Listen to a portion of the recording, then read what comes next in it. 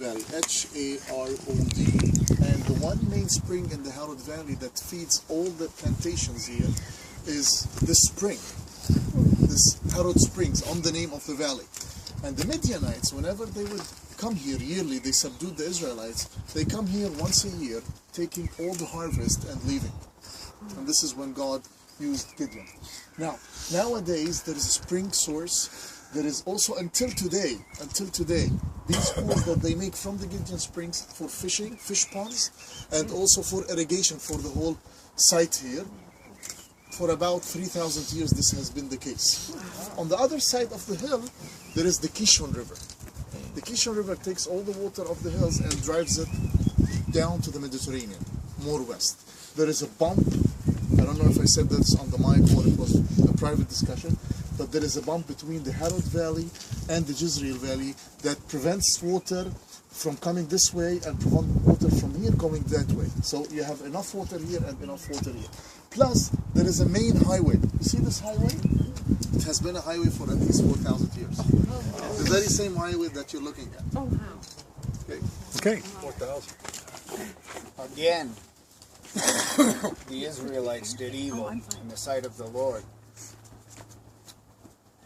And so, for 7 years, the Midianites, the Amalekites, and all their eastern allies came into Israel like a swarm of locusts. They ravaged everything, all the flocks, the herds, the trees, the crops. They left nothing for the Israelites to eat. People became so desperate, they went up into the hills, lived in the caves, in the crags, and the crevices. There was a man named Gideon, also hiding from the Midianites in the land of the Abiezrites. He used to thresh his wheat on a wine press instead of on the threshing floor to hide from the Midianites. One day, an angel of the Lord came and sat down under an oak. "The Lord is with you, mighty warrior." Gideon, "Oh my Lord, if God is with us, then why are all these terrible things happening to us? Where are all the miracles that our fathers told us about? The Lord is no longer fighting for us." The angel smiled. "Nevertheless, I'm sending you to deliver the Israelites from the Midianites."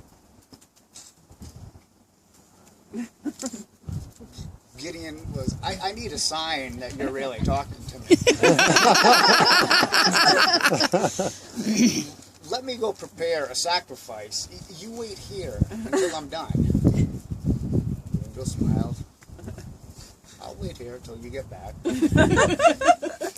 So Gideon rushed off and prepared a sacrifice. When it was ready, he put it on a rock. The angel of the Lord reached out his staff and touched it with the tip of his staff. The rock burst into flame and consumed the offering, and then the Lord vanished. "Oh, my Lord, I've seen the angel of the Lord face to face." The Lord said, "Don't worry, you're not going to die. But you must do what I say. Your father, Joash, has an altar to Baal. Tear down the altar and build an altar to God in its place, and also burn an offering to the Lord." Gideon obeyed, but he was afraid of his family and the men of the city, so he did it at night. In the morning, the people got up and they saw the altar of Baal ripped down, the altar of God in its place, and the ashes of the sacrifice scattered all about.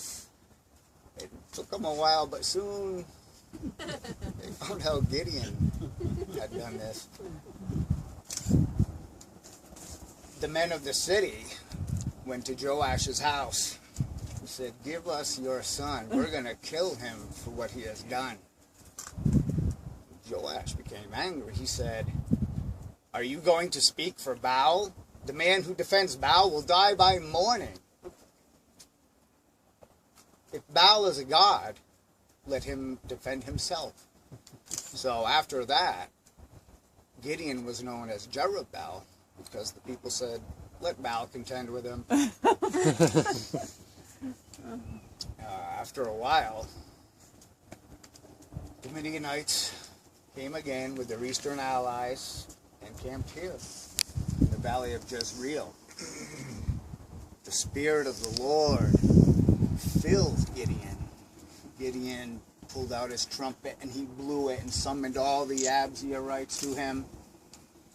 And then he sent messengers to all of Manasseh, and to Asher, to Naphtali, and Zebulun, to tell them to come to him and be prepared for war.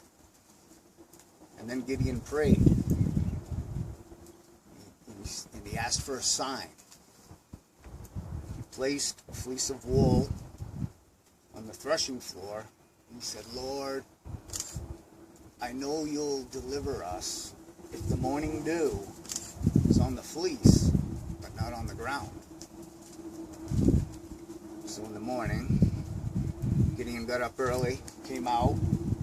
The fleece was soaking wet, and the ground all around it was dry. So Gideon said, Lord, please don't be angry with me. Just let me have one more sign. This time, let the fleece be dry and the ground all around it be wet. So in the morning, the fleece was dry, but the ground all around it was wet as with rain.